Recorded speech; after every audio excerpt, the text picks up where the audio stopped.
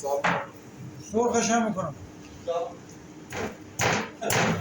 میگم سرخش هم میکنم برای چی میگم خب از عجب بده من هم برد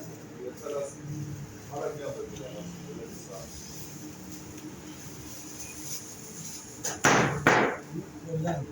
کلش چیزه میشه حالا این هم اشبه اگه اشبه هم بخوای اشبهاش هم قابل استفاده است همون تخم مورد خواهی هست اینا رو هم طرز پختش اگه بخوای چیز کنی گیشنیزش هم دیده رو با یکم ادویه اینا میذاری سرخ میشه بعدش که چیز شد این تفت خود تخم مرغ هم میندازی اینا رو میندازی در حد یه تفت بخوره فوق‌العاده مخوری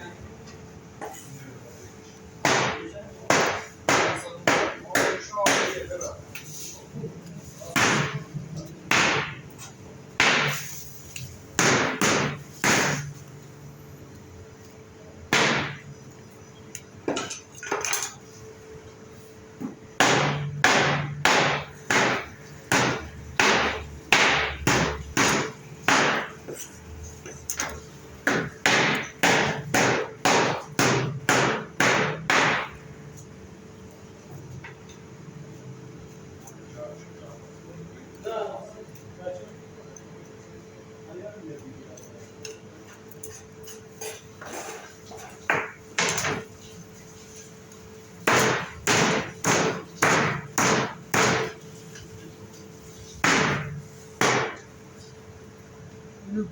بی حالت شد اینجوری برای زدم و کلبس کباب نمیشه فقط سرخ و توفر هم میشه کباب هر مایلی نمیشه کباب اگه بخواه بکنی باید رزل بری یا سامون بری یا مثلا ماهی بیار بری این ماهیایی که برای کبابی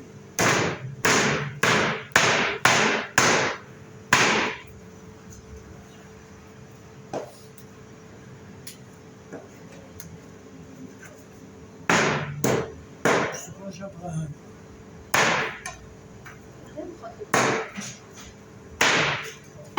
من نمک دریایی اینجا برات میزنم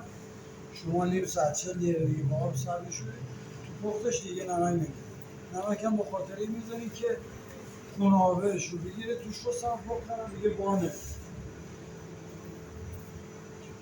خسته نباش.